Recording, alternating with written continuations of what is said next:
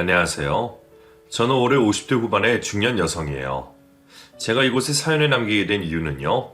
아주 파렴치한 인간에 대해서 속 시원하게 얘기를 좀 해보려고입니다. 제가 이런 더러운 인간에게 저의 딸을 주었다는 것이 지금 생각해도 화가 나네요. 그때 끝까지 말렸어야 했는데 말이죠. 애미로서 딸 가슴이 찢어지는 꼴을 보는 것은 죽기보다 더 힘들더라고요. 오랜 고민 끝에 이렇게 용기를 내어 사연을 적어봅니다. 그럼 지금부터 이야기를 시작해 볼게요. 제게는 목숨보다 더 소중했던 아들이 있었어요. 20살까지 곱게 키워놨더니 대학교 1학년 때 그만 교통사고가 나서 먼저 세상을 떠나버리고 말았죠. 자식 앞세우신 부모들은 제 심정이 어땠을지 아실 겁니다. 그냥 세상의 인연을 끊고 싶은 마음밖에 없었어요. 남편이고 남아있는 자식이고 다 보이지 않았고 오로지 먼저가 자식놈만 떠올라서 하루에도 몇 번씩 어떻게 따라갈까 고민을 하며 살았죠. 시체처럼 살았어요.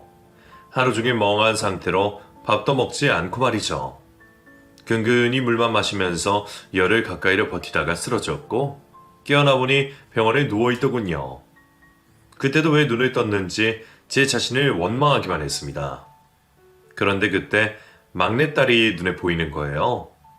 늦둥이 막내딸은 남편과 제가 딸이 너무 갖고 싶어 어렵게 도전해서 얻은 딸내미거든요. 그 당시 10살밖에 되지 않은 막내딸이 그제서야 눈에 보였습니다. 엄마 죽지 마. 죽으면 안 돼. 나 엄마 없이 어떻게 살라고. 엄마.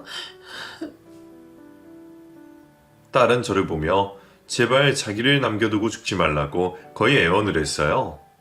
그 모습을 보니 제가 참 어리석었다는 생각이 들었습니다. 큰 놈을 따라가면서 남아있는 가족들의 가슴에 대못을 박는 것은 큰아들 놈도 바라지 않겠다고 느껴지더라고요. 그리고 그때부터 정신을 차리기로 마음먹었죠. 장례식이 끝나고 열흘이 넘도록 제가 차려준 밥을 먹지도 못한 가족들을 위해서 병원에서 태어나자마자 된장찌개와 밥을 해주었습니다. 그 밥을 먹으며 얼마나 울었는지 몰라요. 여보, 고맙네, 고마워. 우리 아들이 하늘에서 다 보고 있을 거야. 엄마 힘내라고 응원하고 있을 거라고. 우리 조금만 힘내보자. 그래서 우리 아들 멋진 곳에서 나중에 다시 만나자. 남편의 말에 저는 아무 말도 하지 못한 채 하염없이 울기만 했습니다. 그렇게 큰아들을 가슴에 묻고 저는 열심히 살았어요. 남아있는 둘째, 셋째 아이들과 남편이 저를 응원해 주었고 저도 많이 노력해서 일상의 모습을 조금씩 찾아갔어요. 특별한 날이 아니더라도 그냥 언제라도 큰아들이 묻혀있는 곳을 찾아가서 울고 오기도 하고 낮은 목소리로 있었던 일을 읊조리기도 하고 그러다 보니 조금 기분은 괜찮아지더라고요. 그리고 그곳에서 저와 같은 아픔을 가진 사람도 만났고 이런저런 이야기도 나누었습니다. 세월은 그렇게 흘러갔고 저는 조금씩 늙어가고 있었어요. 저희 집은 시골 조용한 마을에 있는 곳이었는데 남편은 농사를 짓고 저는 짬짬이 부업도 하고 농사에도 도우며 그렇게 살아가고 있었죠. 작은 아들은 어느덧 성인이 되어 대학교 기숙사에서 머물고 있었고 제 품 안에는 딸 자식 하나 남아있더라고요. 이곳 시골에는 여러 가지로 부족한 것이 많아서 젊은 사람들은 거의 오지 않는답니다. 이 동네 자식들도 성장하면 하나 둘이 동네를 떠나기 마련이거든요. 넓은 세상에서 많은 것을 접하면서 살아야 한다고 저도 생각하고 있기 때문에 언제라도 자식들을 좋은 곳으로 보낼 마음의 준비를 하고 살아가고 있었습니다. 그래도 아들과 다르게 딸이 자라다 보니 걱정이 되더라고요.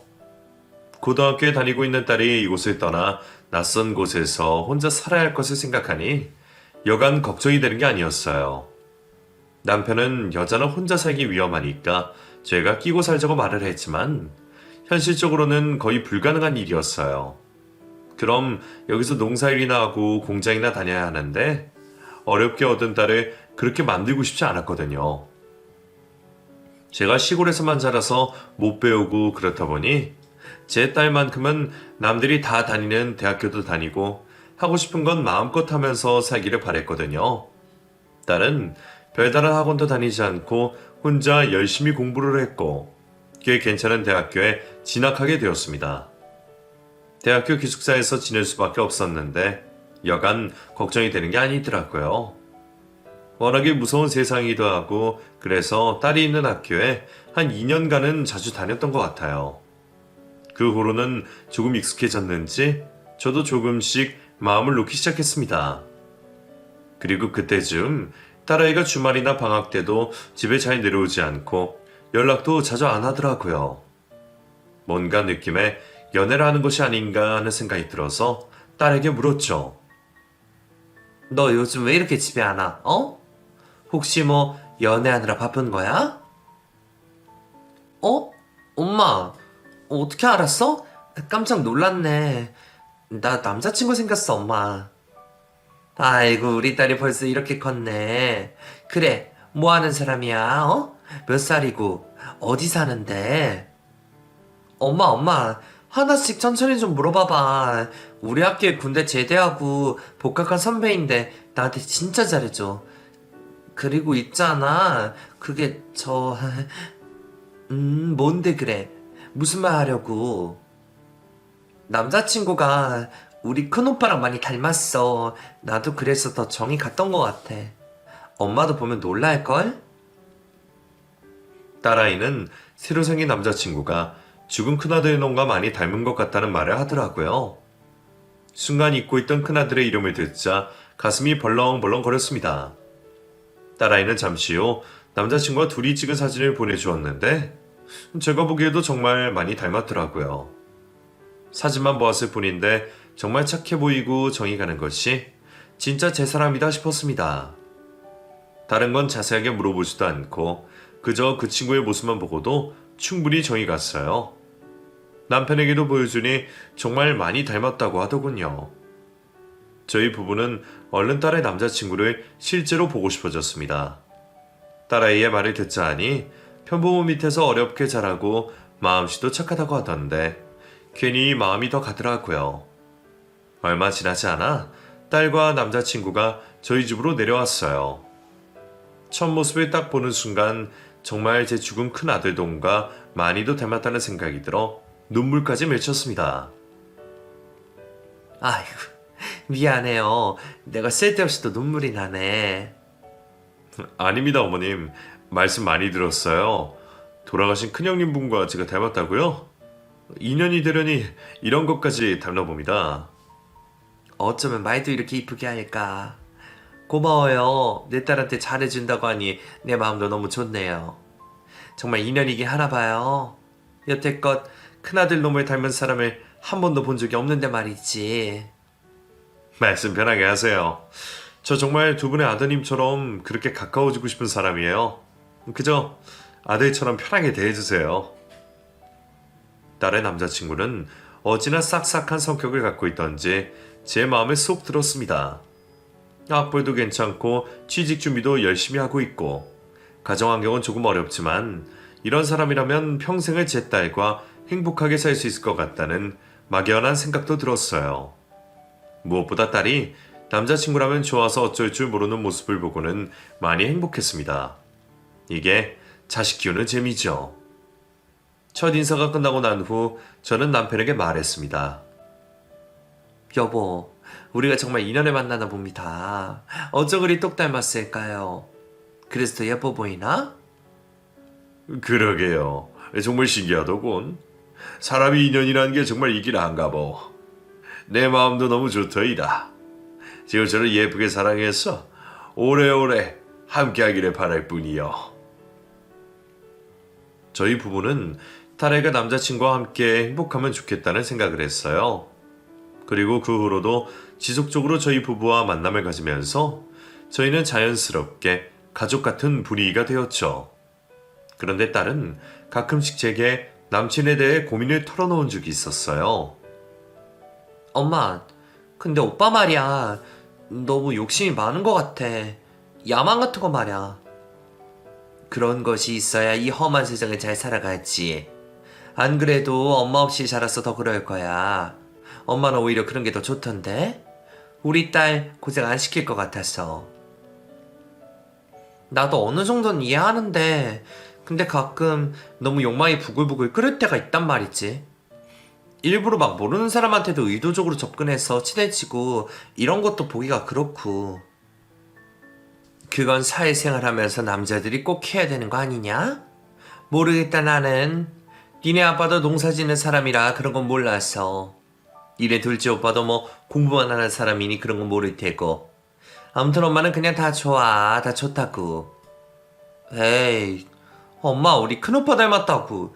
무조건 다 좋다고 하는 거 아니야? 가끔 딸이 사랑 싸움을 하고 전화를 할 때에도 저는 그저 남자친구의 편을 들어주었습니다. 웬만해서는 남자친구가 잘못했다는 말도 하지 않았어요. 그로부터 3년쯤 지나고 둘은 사랑의 결실을 맺게 됩니다.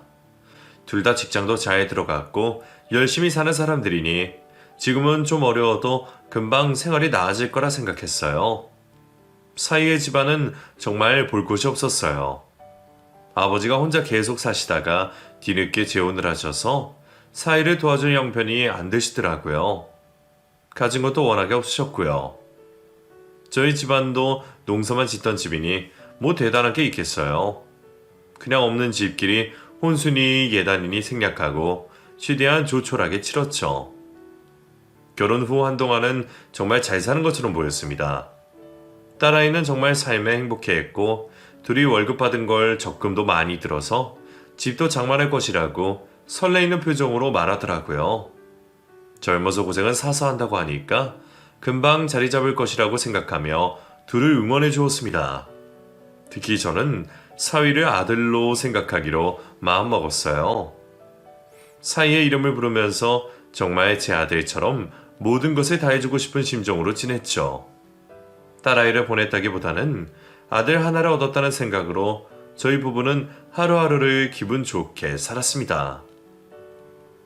사위의 생일이나 사돈 집에 행사가 있을 때는 최대한 좋은 고기나 과일을 사서 보내드렸고 때로는 현금 봉투도 준비해서 보내드렸어요.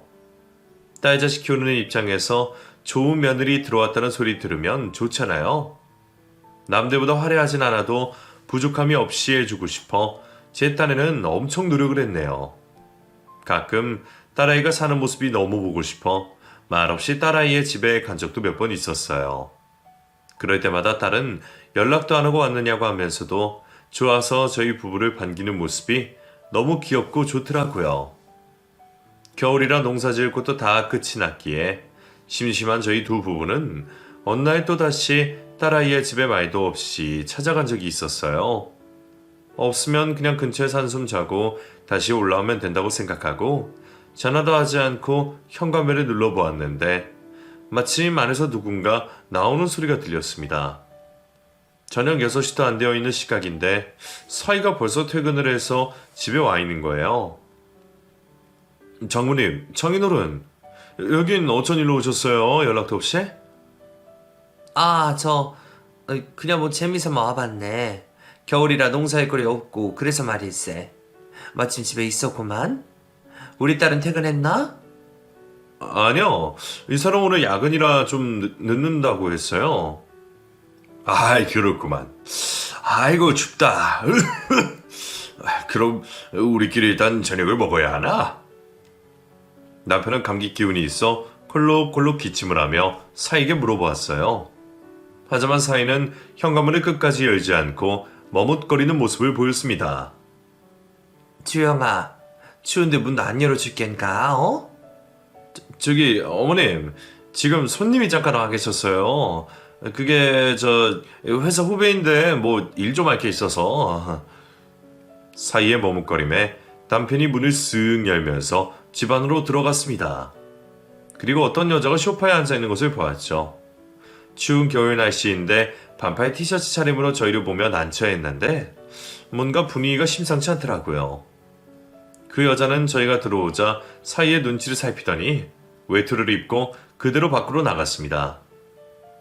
아니, 집에서 일을 해야 할 정도로 바쁜 거야? 회사 후배인가? 아, 네네, 장모님. 이번에 뭐 프로젝트를 맡았는데 오늘 회사에서 조퇴를 하는 바람에 뭐 그렇게 됐어요. 식사하셔야죠. 순간 뭔가 이상한 기분이 들었어요.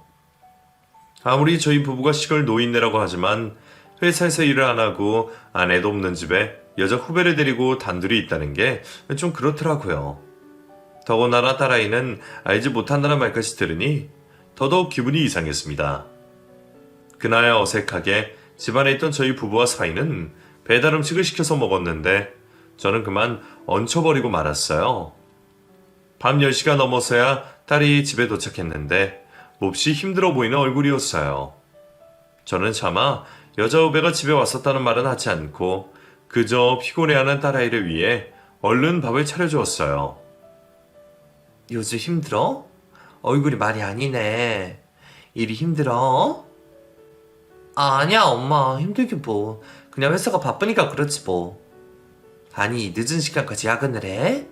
어제도 늦게 들어간다고 했었잖아. 뭔 놈의 야근을 맨날 하는 거야. 중요한 일을 맡아서 그래, 엄마. 걱정하지 마. 그나저나 엄마 오니까 너무 좋다. 엄마 밥도 먹을 수 있고. 자주 와, 엄마. 알았지? 딸은 뭔가 안색이 어둡더라고요. 세상에서 제일 피곤한 얼굴을 하고 있었는데 뭔가 느낌이 이상했습니다. 제 배로 나온 자식인데 조금만 이상해도 엄마는 눈치채는 법이잖아요. 그날 밤에 잠도 오지 않는 잠을 억지로 자고 다음날 새벽 딸네 부부가 깨기 전에 먼저 집으로 돌아왔어요. 돌아오는 길에 마음이 조금 무거워서 남편과 이런저런 이야기를 했는데 남편이 뭔가 이상한 부분이 있었다고 말을 하더라고요. 회사에서 조퇴한 사람이 머리며 옷차림이며 너무 편안한 차림이었다는 거예요. 그래도 단정하게 양복도 입고 그래야 되는데 트레이닝복 차림인 것도 모자라 자다 막 일어난 것처럼 머리카락이 헝클어져 있었다고 했습니다. 저도 생각해보니 회사 후배라고 하는 여자도 그렇고 마음에 내키지 않는 것들이 있어서 며칠 후 조심스레 딸아이에게 전화를 걸어 물었어요. 혹시 무슨 일이 있는 건 아니냐고 솔직하게 말해달라고 했죠. 그랬더니 딸아이는 한참을 아무 말 없더니 어렵게 이야기를 꺼내기 시작했습니다. 저기 엄마. 사실 그이가 공인중개사 시험 준비한다고 회사를 그만뒀어. 너무 갑자기 그만두는 바람에 적금도 그렇고 너무 힘드네? 뭐? 갑자기? 시험 준비한다는 말은 없었잖아. 왜 갑자기? 그럼 지금 네가 버는 걸로 다 하고 있는 거야? 사실 너무 피곤한데 야근 수당도 더 챙기고 해야 지금 벌려놓은 생활비를 감당할 수 있을 것 같아서 적금도 하나 해약했어. 미리 말 못해서 미안해, 엄마. 근데 앞으로 비전적으로 더 좋은 일일 수도 있으니까 긍정적으로 생각하자. 알았지? 사이는 시험 준비를 하기 위해서 갑자기 회사를 그만두었다고 하더군요. 그 덕분에 제 딸아이가 야근이 오고 닥치는 대로 일을 더해서 생활을 감당해내고 있다고요. 사실 집을 구할 때도 무리하게 대출을 받기도 했거든요. 저나 사돈 집이나 돈을 많이 보태준 형편도 못 되었으니 말이죠. 그 대출이자랑 원금도 갚고 적금도 붙고 그러느라 둘이 불어도 빠듯한 살림살이였는데 얼마나 힘들겠어요. 저는 사이를 아들처럼 생각 안 한 적이 한 번도 없었고 정말 아들보다 더 잘해줬어요. 먼저 간 큰아들을 생각하면서 항상 마음이 안쓰러워서 어떻게든 하나라도 더 챙겨주려 했는데 그런 사이가 우리 딸을 고생시키고 있다는 소리를 들으니 기분이 좋지 않더라고요. 며칠이 지나고 저는 딸아이에게 말하지 않고 사이를 찾아 집 근처로 갔습니다. 일도 안 하고 집에서 공부를 한다고 했으니 분명히 집에 있을 것 같았거든요. 집 근처에 다다라서 전화하려고 한 순간 사이는 어떤 여자와 함께 집에서 나와서 다정하게 걸어가고 있었습니다. 뭐가 그리 즐거운지 얼굴에는 웃음이 가득했는데 그 여자의 얼굴을 자세히 보니 그때 회사 후배라고 했던 그 여자인 것 같더라고요. 아무래도 뭔가가 수상한 마음에 저는 사이의 이름을 크게 불렀고 쫓아가서 화를 냈어요. 자네 지금 뭐 하는 건가? 이 여자는 누구고? 또 집에서 일했나? 정모님, 여긴 갑자기 어떻게... 내가 여기 온 게 중요한 게 아니라 자네가 이 여자랑 집에서 뭘 하고 나왔는지가 난 더 중요하네. 회사 그만뒀다는 얘기도 다 들었으니까 거짓말할 생각하지도 말게나. 사이는 그 여자에게 집으로 가라고 말을 하더니 갑자기 제 앞에 무릎을 확 꿇었어요. 잘못했습니다. 장모님, 저 이 여자 사랑해요. 능력도 있는 여자고 제 앞길도 책임져 준대요. 그래서 저 이 여자랑 뭐가 어째? 내가 지금 무슨 소리 들을겐가? 아니지? 아닐 거야. 설마 자네가 내가 자네를 아들처럼 여기고 아껴줬는데 이럴 수는 없을 거야? 사람 마음을 어떻게 할 수는 없더라고요. 저 이혼하고 이 여자랑 살겠습니다. 이놈이 정말 자네 정말 왜 이러나? 자네 이러면 정말 안 되는 거잖아. 이러지 말게. 제발 정신 좀 차리게나. 사이의 말은 너무도 충격적이었어요.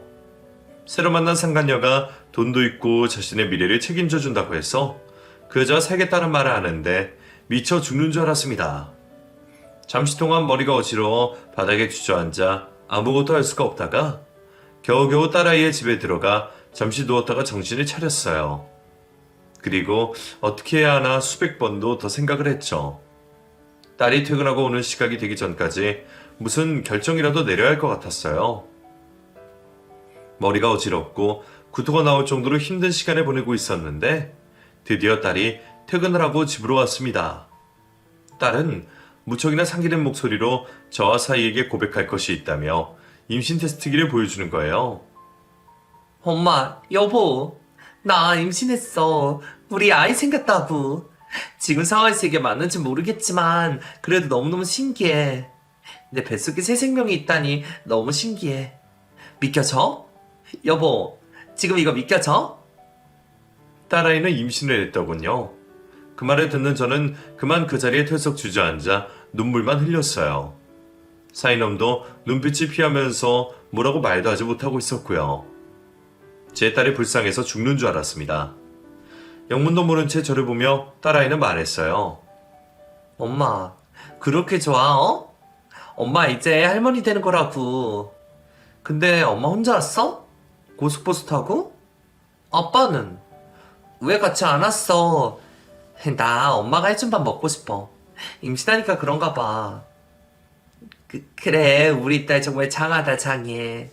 그래, 엄마가 맛있는 밥 해줄게. 조금만 기다려. 저는 울면서 밥을 차려주었어요.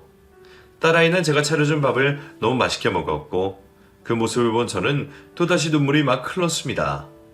그 순간 머릿속에는 5만 가지 생각이 들었고 결국 그날 밤 막차를 타고 집으로 내려오면서 사이의 마음을 돌려보기로 마음먹었어요.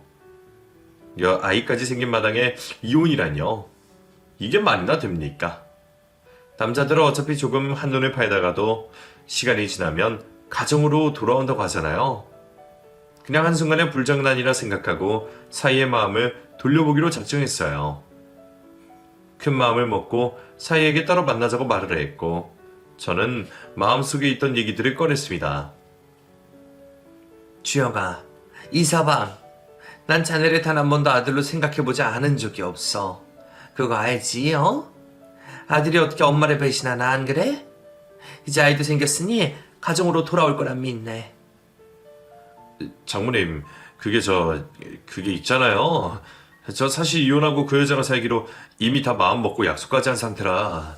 안 그러면 그 여자가 다 말할 거예요, 아마. 그 여자 보통 아니거든요.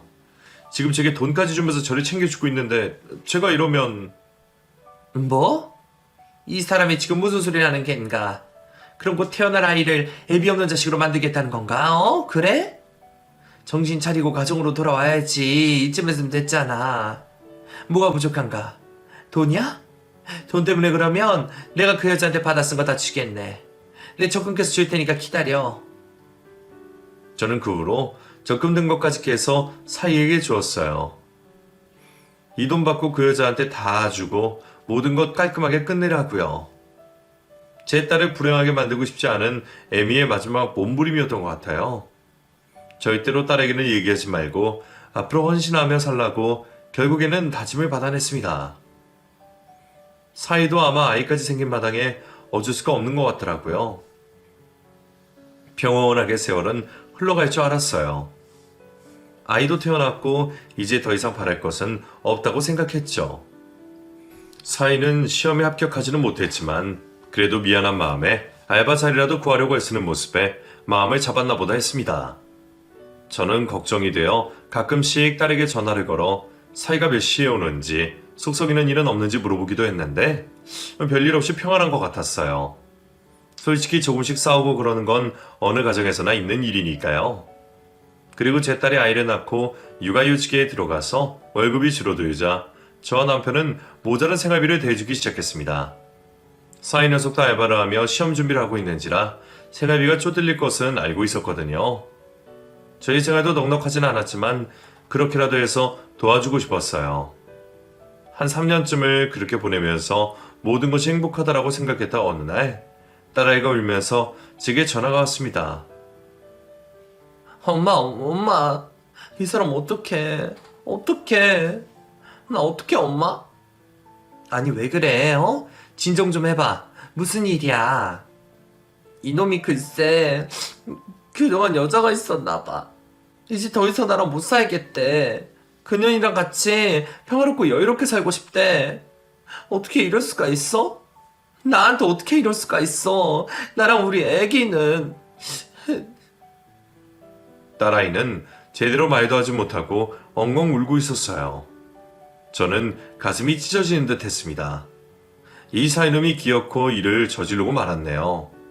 그리고 그동안 헤어진 로만 알고 있었던 그 여자와 계속해서 만남을 이어갔다는 배신감에 심장이 진정되지가 않았습니다.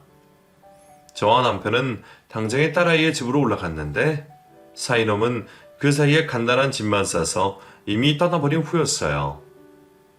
딸과 손주는 엉엉 울면서 만신창이가 되어 있었고 저는 그런 두 사람을 말없이 안아줄 수밖에 없었네요.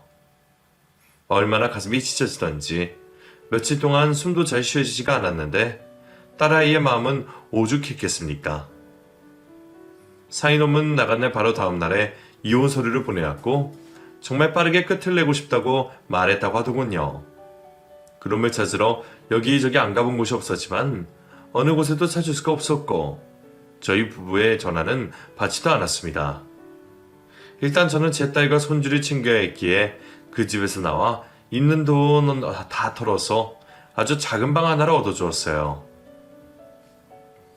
그놈이랑 살던 그 집은 단 한 수가도 있지 마. 너만 힘들어, 어? 마음 굳게 먹고 알았지? 이 아이 지키려면 네가 강해져야 돼. 엄마 아빠는 항상 너 도와줄 거고 네 편이니까 힘내자. 망연자실한 딸을 일으켜 세우려 엄청나게 노력을 했습니다. 제가 울거나 슬퍼하는 모습을 보여주면 딸아이가 더 힘들 것 같아서 차마 딸아이 앞에서는 한숨도 제대로 쉬지 않았어요. 딸아이가 회사를 다니고 있었기에 당분간은 제가 그 집에 함께 살면서 아이도 봐주고 딸 마음도 추스리게 했습니다. 딸은 말수가 확연히도 줄어들었고 웃는 모습도 거의 없어 반송장처럼 살고 있었어요. 마치 제가 큰아들을 먼저 보내고 나서의 모습과 똑같았습니다. 이대로 있다가는 큰일 날까 싶어 정신과에 상담도 다니고 딸을 위해 주말에는 가수 콘서트도 다니고 그랬던 것 같아요. 몇 달이 그렇게 딸네 집에서 거의 살다시피 하던 어느 날 남편에게서 전화가 와서 이상한 말을 하더군요. 저기 말이야, 여보, 여기 집에 좀 내려와 봐야겠는데? 왜요? 무슨 일 있어요? 무슨 일이길래 그래요? 내가 주말에 그럼 손주랑 같이 데리고 갈게요. 아니, 그게 저기 데려오지 말고 당신 혼자 와. 데려오면 안 될 것 같아서 그래. 아휴. 남편의 한숨 섞인 목소리를 들으니 뭔가 심상치 않은 일이 벌어지고 있다는 것을 직감했습니다.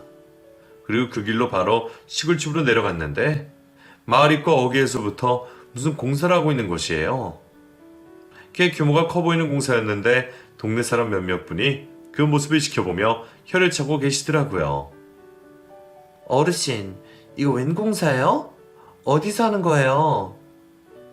아이고, 저런 젊은 발육치한 인간들 같으니 이거 분명히 건축허가가 안 났을 터인데 어떻게 이렇게 불법적으로 막 밀어붙이는지 모르겠네. 이 땅도 안 판다는 거 거의 반강제로 팔게 하고 말이야. 사람이... 네? 그게 무슨 말이에요? 누구길래 남의 동네 와서 이렇게 함부로? 신혼부부라고 하는데 뭐 어디서 낯이 많이 익은 것 같기도 하고 남자 여자 둘이 빤지르르하게 와서는 인사하더라고. 어디서 꼭 본 사람 같아. 동네 어르신의 말을 듣고 뭔가 불길한 예감이 들었는데 잠시 후 그게 현실로 다가왔습니다. 저쪽에서 고급 외제차가 한 대 쭉 들어오더니 제 앞에 떡하니 서는 거예요. 그리고 그 차에서 내리는 사람은 제가 아들로 생각한 사이였습니다. 아이고, 안녕하세요. 저희 이 동네로 이사 왔습니다. 기농했거든요. 신혼부부예요. 잘 부탁드립니다. 얼굴색 하나 안 변하고 제게 신혼부부라며 인사를 하는 사이놈을 본 순간 온몸이 바들바들 떨리기 시작했어요. 그리고 그 옆에 있던 여자는 몇 년 전 딸아이의 집에서 보았던 그 여자가 분명히 있습니다. 제가 돈까지 주고 생활비까지 보태주면서 애원하고 붙들어서 헤어졌다고 확인해 받았던 바로 그 여자요. 그 둘은 저희 가족 모두를 완전히 기만했던 것이었어요. 너무 기가 막히고 황당해서 아무 말도 나오지가 않더라고요. 네가 여기... 알아보니까 이 동대만한 곳이 없더라고요. 아직 땅값도 많이 안 올랐고 배산임수에 딱 들어맞고요. 제가 기농에서 편안하게 살면서 건물 월세나 받으려고 하는데 이나만한 곳이 어디 있겠어요? 좋은 데 살고 계셨네요. 저희 부부도 앞으로 잘 좀 부탁드립니다. 뻔뻔하기 그지없는 사이놈의 말에 저는 다리에 힘이 풀렸고 때마침 저희 남편이 저를 찾으러 마을 곳곳에 돌아다니다가 제기로 왔습니다. 여보 괜찮아? 나한테 전화를 하지. 여보, 이놈이 여기... 일단 들어갑시다. 당신 이러다가 쓰러지겠어. 사람 새끼 아니니까 일단 우리 진정 좀 합시다. 남편은 저를 데리고 억지로 집으로 들어갔습니다. 며칠 전부터 갑자기 나타나 마을 사람들에게 인사를 하며 선물 세트를 돌렸고 바로 공사까지 진행을 하고 있다고 하더군요. 그리고 공사를 짓는 그 땅 주인은 마을에 사시는 연세 많으신 할머님이셨는데 선물을 바리바리 사들고 가서 며칠을 애원하다가 나중에는 거의 반강제적으로 도장을 받았다고 하는 거예요. 무섭게 생긴 부동산 업자라는 사람이랑 둘이 와서 말이에요. 그 땅 주인은 절대로 그 땅을 팔지 않겠다고 여태껏 말씀하셨었거든요.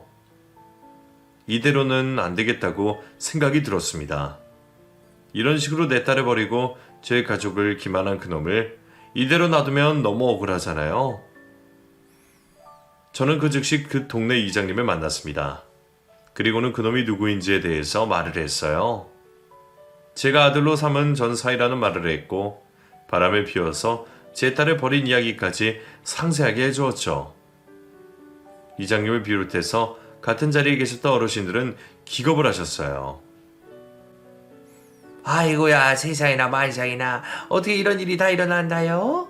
아니 세상 천지 벼락 맞을 놈이 어디 두꺼운 나쪽으로 여기까지 왔대요. 아이고야, 이런 인간 우리 마을에서는 있어서는 절대 안 됩니다. 절대로. 천벌받을 놈. 그러게 말입니다. 지금 저 땅도 박씨 할머니한테 반강제로 우겨서 산 땅이라고 합디다. 할머니가 그 땅을 팔고 화병까지 생겨서 며칠이 끙끙 앓아 누우셨다고요. 이런 쓰레기를 우리 마을에 가만히 내비둘 거예요? 난 절대 그렇게 못합니다. 여기가 어디라고 기어와, 어디라고. 사람들은 내막을 알게 된 후 저보다 더 많이 화를 내셨습니다. 나중에는 감정이 제대로 추스러지지 않아 쌍욕까지 막 퍼부으시더라고요. 저는 여기서 멈추지 않고 사이놈이 이사 왔다는 그 집을 찾아갔어요. 사이놈은 저를 보자 화들짝 놀라면서 문도 열어주지 않고 있더군요. 야, 이 쓰레기야. 이놈이 한 지구리니까 문 안 열어주는 거지.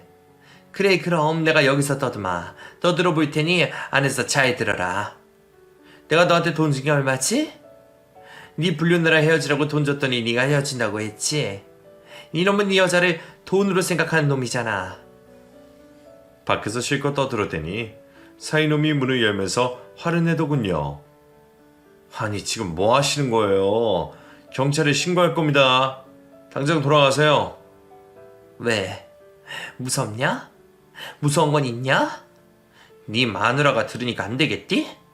더 말해줘. 돈 받아 먹은 게 있어서 못 헤어진다고. 네 입으로 그랬지. 그리고 나서 내가 돈 주니까 헤어진다고 하고 생활비 주니까 확실하게 끝낸다고 했지. 처음엔 사랑이었다고 생각했는데 알고 보니 돈이었다고. 돈 때문에 얽힌 거라고. 너 같은 쓰레기를 내가 우리 큰아들이랑 닮았다고 한 것 자체가 모독이다. 내가 미친년이지. 내가 미쳤지. 아이씨, 진짜 늙은이가 뭘 하는 거야. 이미 끝난 얘기를 왜 자꾸 꺼내요. 이혼까지 다 한마당에 왜 그러시는 거냐고요. 사람 귀찮게 하지 말고 당장 꺼지세요. 당장요. 사이놈은 그 자리에서 문을 쾅 닫아버리고 들어갔습니다. 그 여자는 아마 안에서 다 듣고 있었을 거예요. 이놈이 어떤 놈인지 말이에요. 이걸 알고도 과연 예전처럼 사랑할 수 있을지는 두고 봐야죠.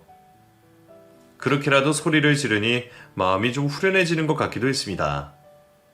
집으로 돌아오는 길에 이장님을 만났는데 이장님도 마을 사람들이 그 사이놈에 대해서 회의를 하자는 말까지도 했다고 하시더라고요. 아무리 그래도 이 동네의 평화로운 분위기를 깨낼 사람은 나가야 하는 것이 마땅하다고요. 법적으로가 아닌 도의적인 문제이니까 꼭 지켜야 한다고 하셨습니다. 어찌나 감사하던지 갑자기 제 눈에서 눈물까지 흐르더라고요. 집으로 돌아온 후 남편에게 오늘 있었던 일에 대해 말을 하며 서로를 붙들고 엄청 울었습니다. 먼저 간 큰아들 놈과 닮았다는 이유 하나만으로 몇 년을 저희 부부 마음속에 아들로 살았던 이 사이놈이 이렇게까지 배신할 줄을 누가 상상이나 했겠어요. 믿는 도끼의 발등을 지키니 더 가슴이 시리고 힘들더라고요. 며칠이 흐른 후 사이놈이 진행 중이던 공사는 중단되었습니다. 직원들이 이런저런 조사를 하고 나와서 공사를 못하게 했거든요. 어찌나 속이 시원하던지 그 땅 주인 할머니도 그 소식을 듣고 엄청 좋아하시더군요. 사이놈은 그 후로 아주 잠깐은 잠잠했어요. 집에 처박혀 있는 건지 나간 건지 비싼 수입 자동차는 보이지도 않았고 집안 하루 종일 불이 켜져 있는 것 같더군요. 그렇게 며칠이 지났는데 갑자기 사이놈이 저희 집에 찾아왔습니다. 술에 잔뜩 취해서 저희 집 문에 발로 막 차면서 소리소리 질렀어요. 문 열어! 감히 내 인생을 이렇게 망쳐? 당장 문 열라고 당장! 노인네들 내가 가만 안 둘 거야. 저희 부부는 문을 안 열어주고 버티고 있다가 하도 소란을 피우길래 잠시 후에 나가보았습니다. 이미 너무 시끄럽게 소란이 일자 동네 사람들 몇몇이 나와 계시더군요. 사이놈은 만취가 돼서 자기 몸도 제대로 가누지 못하는 상태로 말했어요. 내가 왜 나가? 내가 이 동네에서 왜 나가냐고. 내가 내 돈으로 땅 사서 건물 짓고 집 샀는데 내가 왜 나가? 아, 절대 안 나가. 당신들이 뭐라고 감히 나한테 이래라 저래라야? 죄 없는 사람을 마음대로 쫓아내는 게 정상이야?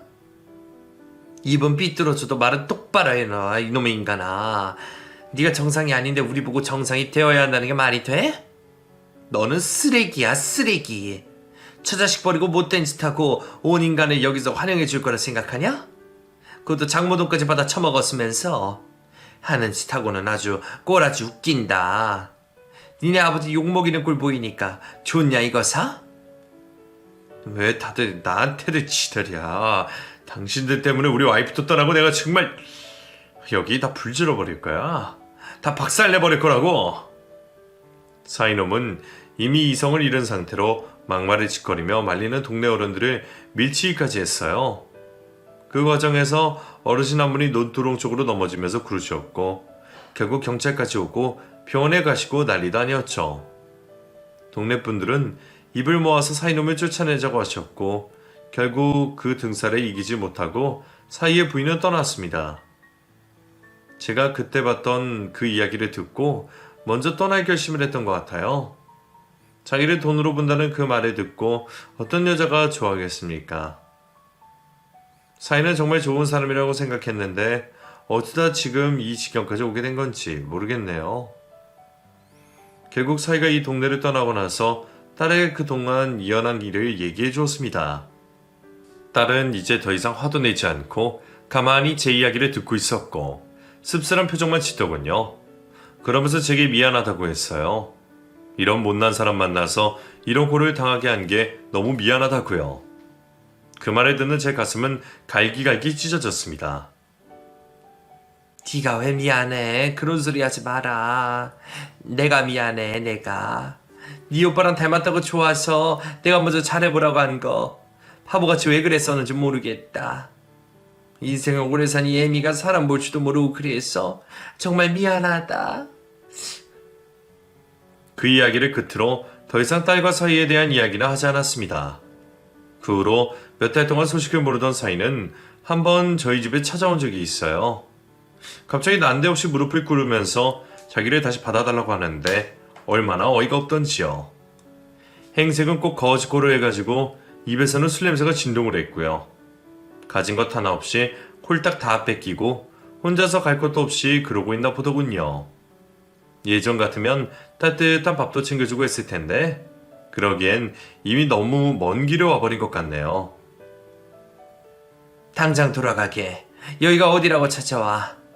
네가 네 자식한테 올바른 애비 모습 보여주고 싶으면 앞으로 인생 열심히 살아. 여자 돈에 붙어서 그렇게 날로 먹을 생각하지 말고. 어디 이제 거짓골이 돼서 다시 찾아? 끝까지 이놈이 정말.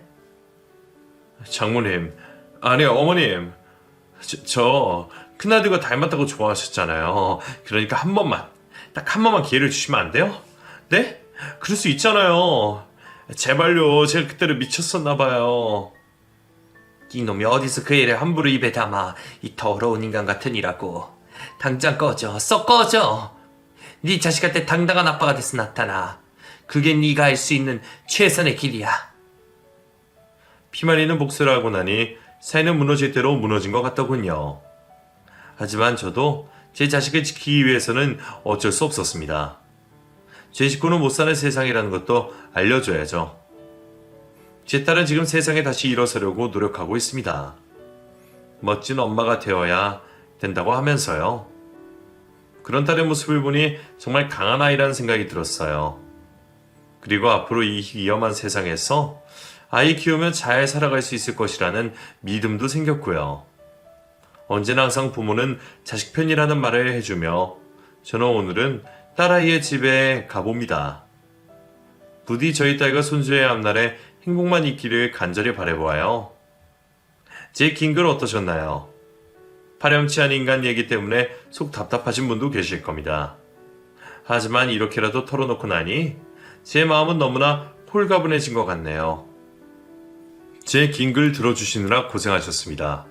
이상으로 제 글을 마칠게요. 이 글을 듣는 모든 분들이 건강하고 행복해지셨으면 좋겠습니다.